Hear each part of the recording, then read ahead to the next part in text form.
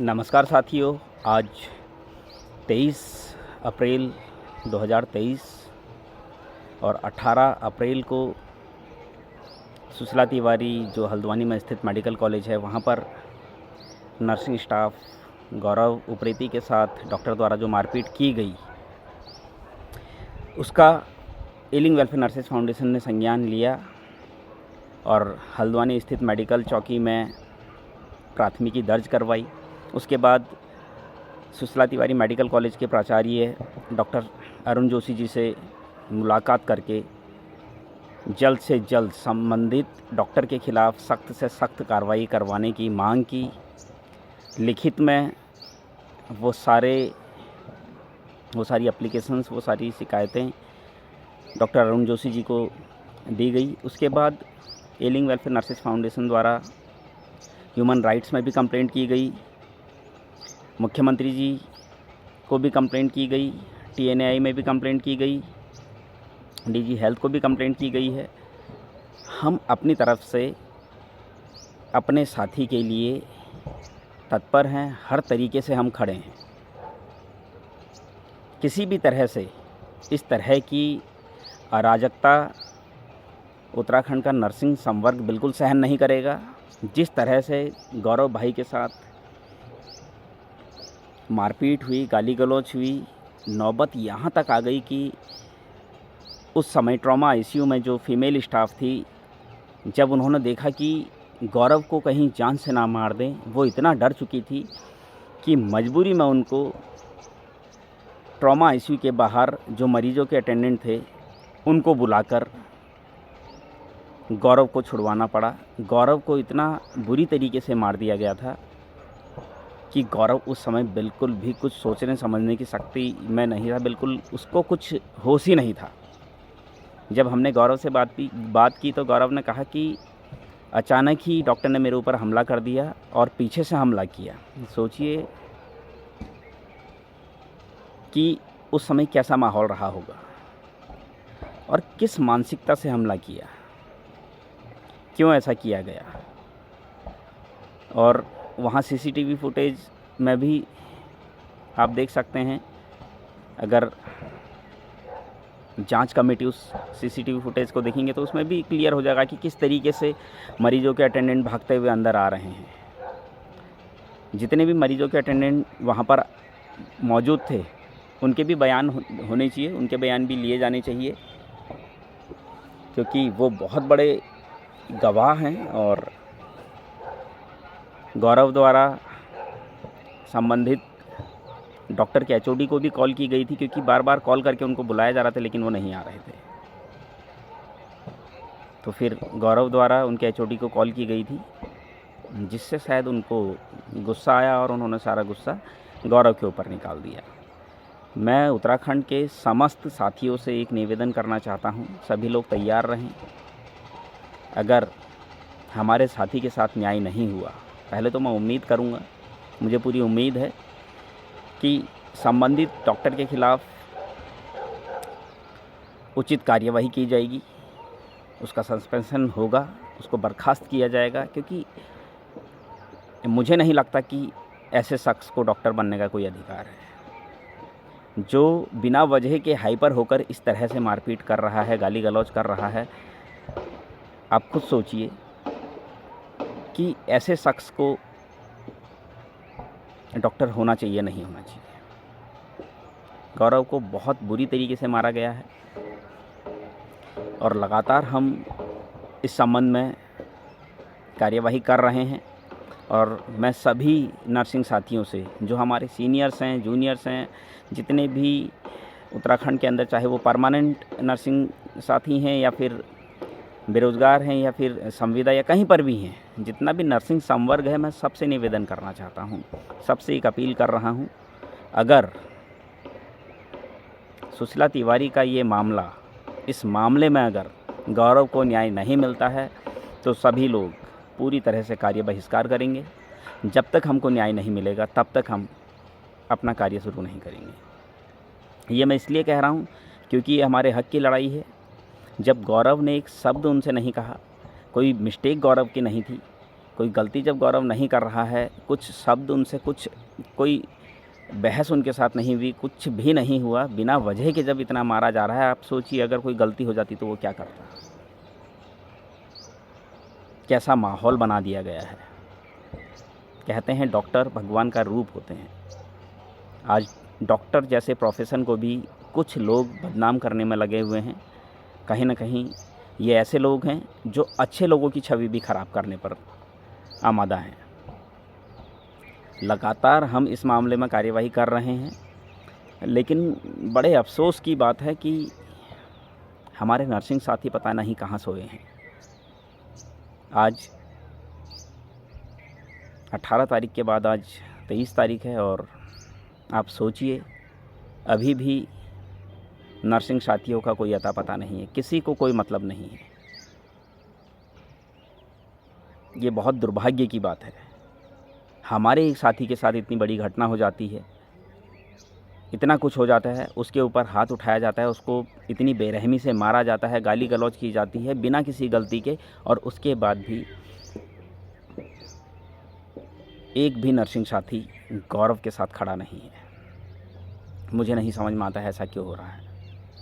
आखिर कब nursing profession के सोए हुए लोग जागेंगे।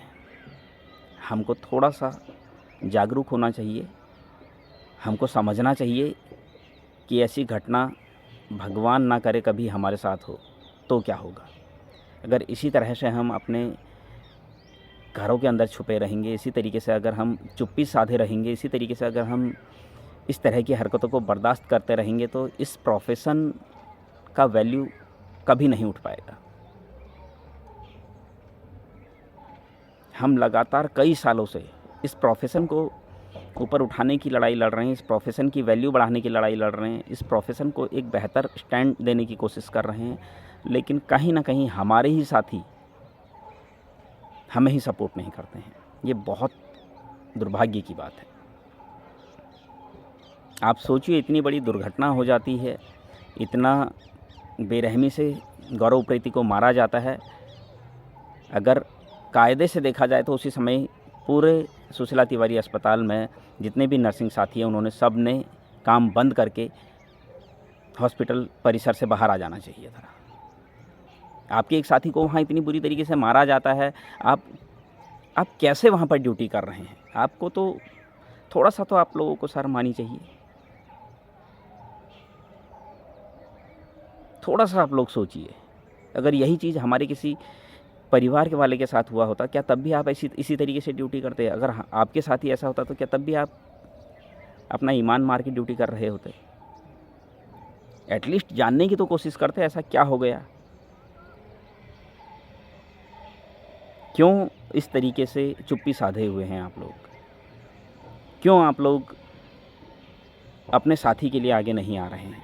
आखिर क्या वजह है? क्या आप लोग इतने सेल्फिश हो गए हैं कि आपको अपने अलावा और कोई दिख ही नहीं रहा है? इस तरह से इतना सेल्फिश मत बनिए। हम ऐसी लड़ाइयाँ लड़ रहे हैं।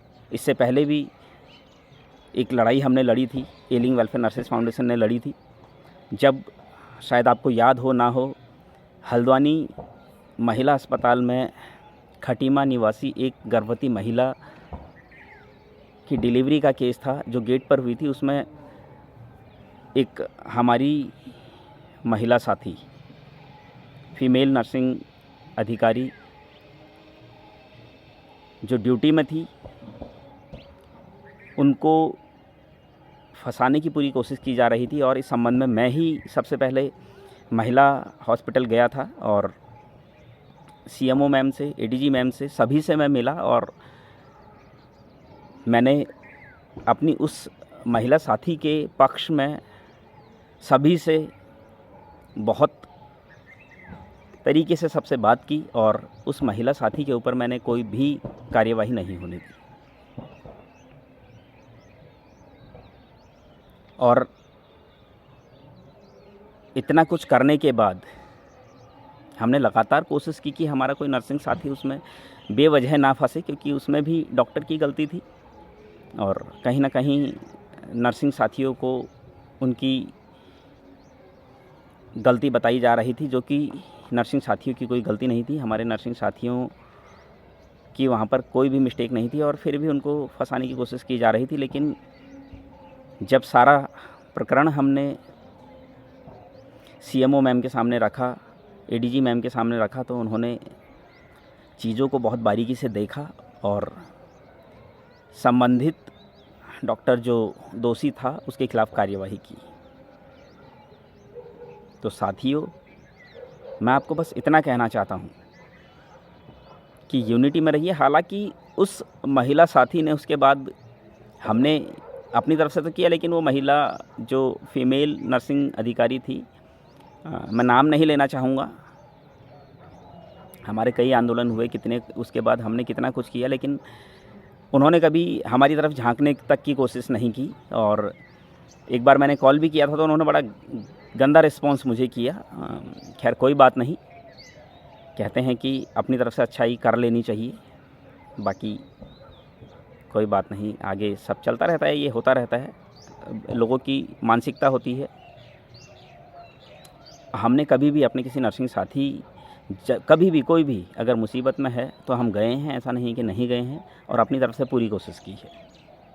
अभी भी जब हमारे नर्सिंग साथी के साथ सुशीला तिवारी में ये प्रकरण हुआ तो मुझे जैसे ही मेरे संज्ञान में आया, मैं तुरंत वहाँ पहुँचा। जैसे ही गौरव भाई द्वारा मुझे बताया गया फ़ोन पर, तो मैं तुरंत वहाँ पहुँचा और सारे मामले को मैंने अच्छे से जांचा परखा। और उसके बाद जब मुझे लगा कि हाँ, हमारे नर्सिंग साथी जो गौरव उप्रेती हैं उनकी कोई गलती नहीं है, मैंने हर जगह से पूछताछ की। जब मुझे लगा कि हमारे साथी की कोई गलती नहीं है, तो उसके बाद फिर मैंने इसमें कार्यवाही करना उचित समझा और मैं पूरी ईमानदारी से इसमें गौरव को न्याय दिलाने के लिए लड़ाई लड़ रहा हूँ। और आप लोगों से भी एक ही निवेदन कर रहा हूँ कि सभी लोग आगे आइए। ये अकेले गौरव की लड़ाई नहीं है, ये हम सब की लड़ाई है, ये हम सब के भविष्य की लड़ाई है। अगर आज हम चुप हो गए तो इसी तरीके से हमारा शोषण होता रहेगा। अगर आज हम इसका विरोध कर देते हैं तो भविष्य में इस तरह की हिमाकत करने की कोई कोशिश नहीं करेगा, ये हमको समझना होगा। बिना वजह कोई किसी के ऊपर ऐसे ही हाथ नहीं उठा सकता है, बिना वजह कोई किसी को इसी तरह गाली नहीं दे सकता है। ये हर एक उस शख्स को समझना होगा जो बहुत गलतफहमी के शिकार हैं। हमको अपनी ताकत दिखानी होगी। जब तक हम यूनिटी में नहीं आएंगे, जब तक हम इन लोगों का विरोध नहीं करेंगे, ऐसे घटिया मानसिकता के लोगों का विरोध नहीं करेंगे, तब तक इनके हौसले बुलंद रहेंगे। मैं आप लोगों से एक ही उम्मीद करता हूं कि आप लोग सब यूनिटी में आएंगे और ऐसे लोगों का विरोध करेंगे।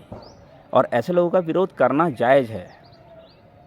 आज ये हमारे साथ कर रहे हैं, कल को किसी पेशेंट के साथ अगर ये ऐसा कर देते हैं तो आप खुद सोचिए कितनी बड़ी बात है। मरीज़ अपना इलाज कराने के लिए आ रहा है और ये अगर उसके ऊपर हमला कर देते हैं, उसको मार देते हैं, तो सोचिए ये कैसी मानसिकता वाले लोग हैं।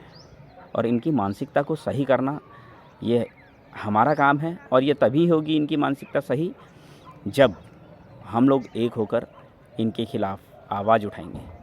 इनको पनिशमेंट मिलना बहुत ज़रूरी है। जब तक इनको इनके किए की सज़ा नहीं मिलेगी तब तक इनके हौसले इसी तरीके से बुलंद रहेंगे। अगर आज हम इनको छोड़ देते हैं तो इस चीज़ का यकीन मानिए भविष्य में ये गलती फिर दोबारा होगी, फिर तिबारा होगी और बार बार इस तरह की घटनाएं सामने आएंगी।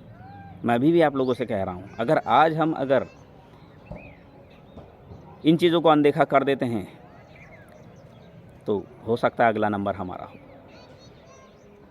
तो आप लोगों से सिर्फ एक चीज़ कहना चाहता हूँ कि हमारे साथ भविष्य में इस तरह की घटना ना हो, इसके लिए हमें अभी से तैयार रहना होगा। इसके लिए हमें अभी से वो हर एक कोशिश करनी होगी जिससे कि हम अपने भविष्य में इस तरह की घटनाओं को रोक सकें। मैं अपनी तरफ से लगातार सभी से हमने कमिश्नर साहब के पास भी, दीपक रावत जी के पास भी ये कंप्लेंट डाल दी है, आपको बताना चाहूँगा।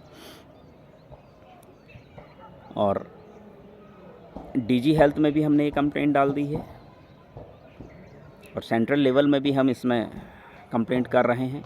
मानव अधिकार आयोग को हम पहले ही कंप्लेंट डाल चुके हैं। हम छोड़ेंगे तो नहीं,